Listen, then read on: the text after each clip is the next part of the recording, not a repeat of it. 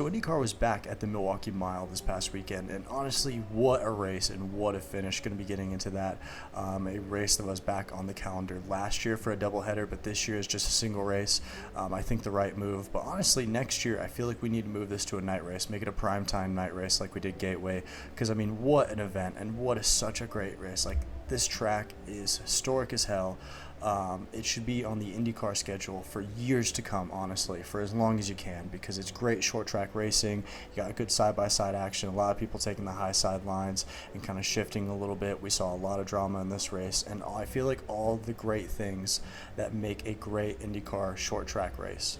So your pole winner for this race was Alex Palou, who's just been dominant all season long. We've said it time and time again.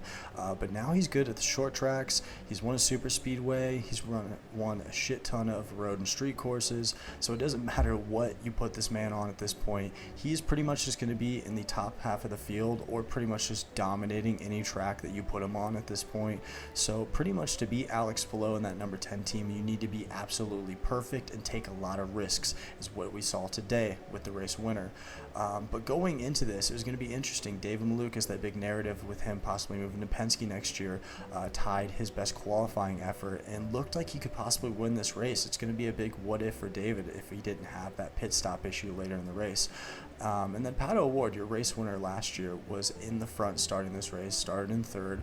So he was going to be a contender as well, really good on the short tracks. And then one of the crowd favorites, Connor Daly, was looking good at the start of this race. People were possibly seeing if he could possibly could contend for his first win. So we're looking at quite a few drivers heading into this that were possibly going to be contending for their first win, and just kind of figuring out who could possibly do it, who could steal the spotlight from Alex Palou finally. And we finally had a surprise today. Starting out with this, we had Alex Palou and David Malukas pretty much just dueling. A few cautions at the start. We had Nolan Siegel spinning in lap number 2, just kind of lost on the bottom. So it was going to be really hard to run the far bottom lane of the track. You kind of had to shift around a little bit throughout this race, but not get too high either, because we saw that as Graham Rahal slid a little bit. We had a caution there. Will Power crashed out of this race a little later in the race, hitting the marbles and hitting the wall. Quite a few drivers that had issues in this race slipping a little bit, because you had to kind of try and run both lines, as we had a lot of lap traffic in this race, and pretty much it was going to be, if you were in the lead or contending for the lead, how are you running around that lap traffic? Alex Palou at the start was pretty much just dominating. David was trying to hold on, but I believe just kind of struggled with that tire degradation later in the stint, and Alex Palou was just so good at it, passing so many cars early.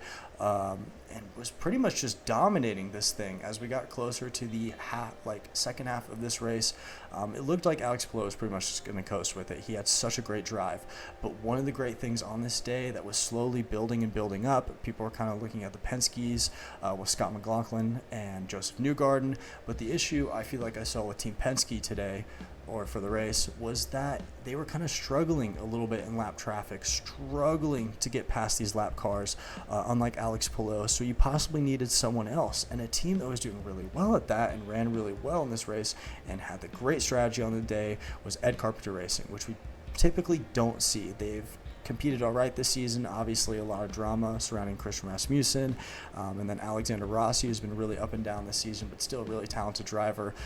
Both had really great days, and early in this race, Alexander Rossi was running in the top 5. Great strategy on the day, was just handling the car really well. And then Christian Rasmussen, anytime you see him on an oval, this dude is going absolutely insane. I mean, the amount of times we saw the car slip coming out of some of the turns, and just some of the crazy passes he was making, just absolutely fearless. And honestly, it's great to see from an entertainment standpoint. I mean, the dude's absolutely crazy. We haven't seen something like this in quite a while. He's willing to risk it, put everything on the line. Pretty dangerous strategy. I do agree with some people that eventually it might bite him in the ass. He's going to be hitting the wall, possibly contending for a win. But he got it done today as we got closer and closer to the end of this thing. And we had our final caution as we had some rain coming in, just a slight sprinkle. Honestly, that last caution was going to be the deciding factor, as Alex Palou decided to stay out and risk it a little bit, going in more used tires. Christian Rasmussen came in and got those fresh tires, and Dew was just slicing up the field on the restart, got got past Pato O'Ward, and then he made a move for the Penske's. Made a great move on Joseph Newgarden, got past Scott McLaughlin, and then it was going to be the chase for Alex Palou as that gap started to fade and fade and fade. And honestly, it was some of the craziest driving I think I've seen all year. If you haven't watched it, please go back and at least watch those last 20 laps. He was putting it on the absolute edge and almost hit the wall quite a few times. It was absolutely crazy. And Alex Palou was trying as much as he could to hold off Christian Rasmussen, but it was just Rasmussen's day. Went for the high side pass, had to go the long way around Alex Palou, and eventually got him with about 15 to go, and then was pretty much just holding on to that lead. And even getting around lap traffic, he was going crazy and almost hit the wall a few times. The crew was telling him, like, slow down, calm it down, but I mean, you just can't calm this man down. He's going to run the way he wants to run. He's going to go crazy. He's going to be flying around lap traffic, and that's what won him the race. So might bite him in the ass in the future, but today it was the thing that helped Christian Rasmussen win this race. His first career win in IndyCar. Great to see for ECR and that team. Alexander Rossi also had himself a great day, finishing in fourth.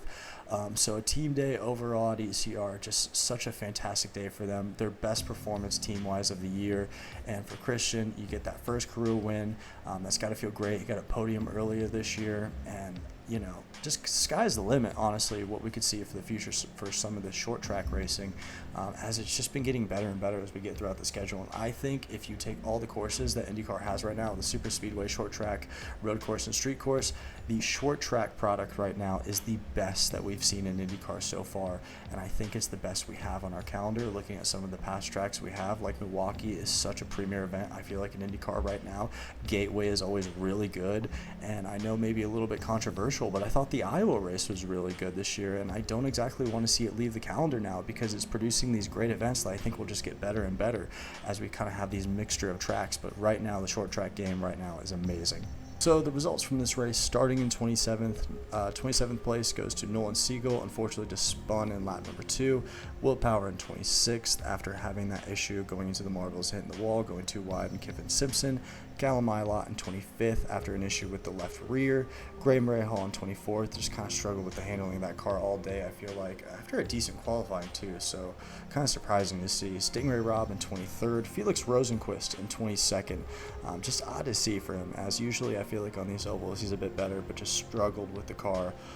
Jacob Abel in 21st, Kiffin Simpson in 20th, Marcus Ericsson in 19th, Robert Schwartzman in 18th, Louis Foster in 17th, Devlin DiFrancesco in 16th, Rinus VK in 15th, Santino Ferrucci in 14th, really surprising for him as he got 4th in both races last year but just struggled, and Connor Daly in 13th after running really well at the start, was going crazy on some of these passes at the start, and especially the restarts. Unfortunately, just a strategy issue, dropped him back to 13th, Kyle Kirkwood in 12th, Colton Herta in 11th. Looked like he was possibly going to have a top 5 finish, but just strategy unfortunately pushed him back to 11th. Marcus Armstrong in 10th, keeping up that streak of top 10s this season. I mean, just another one on the board for him. Scott Dixon in 9th, David Malukas in 8th after the issue with the pit gun in pit lane, recovering and being able to get a top 10. Honestly, great to see for David.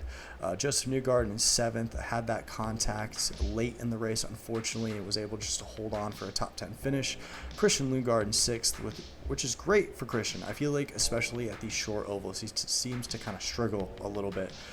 So a great performance for Christian Lundgaard today in 6th. Pato O'Ward in 5th, just unfortunately could not contend for that race win and fell back a little bit on that final restart. Alexander Rossi in 4th, the best performance of the year for him. Great to see for Alexander Rossi. Scott McLaughlin bouncing back in 3rd, getting a podium. Alex Palou in 2nd. I mean, what can you really say? Dude's absolutely dominant, kicks ass. But just could not get that race win on those used tires. And Christian Rasmussen, your race winner in 1st. First career win for him. Great to see. So even with the championship decided, the races are still exciting. That's great to see. I know that was a big question coming into this in the last couple of races. But there's still a lot to look forward to. I mean, people are going to contend for wins no matter what and want to get that. So, yeah, hopefully we see more exciting stories and more people putting it on the line next race as we have the last race of the season. I can't believe we are already close to the end of the IndyCar season. It goes too quick, man. I wish it was a bit longer because it's sad to see, honestly, and especially with some of these racing series that go even longer. And respectfully to them, I feel like don't put out as exciting of a product as IndyCar is right now in terms of the upward kind of trend of it. I feel like it could be a good point for IndyCar to look into possibly putting more races the next couple of years. So we're going to have to wait and see. Hopefully we get Mexico City next year. That would be great for the IndyCar calendar. The Dallas Street Race. I think we need another short oval on the schedule, or some sort of oval before the Indy 500. And I feel like IndyCar would be in a great spot with that. But in terms of Milwaukee, man, what a great event. What a great race. I'm looking forward to next year. I would love to hear any thoughts down below about the event itself. If you went, if you didn't, if you watched it on TV, what did you think? And just thoughts as we get closer to the end of the season. So yeah, hope you all have a great rest of your day and take it easy. Also, IndyCar video game in 2026. Let's fucking go.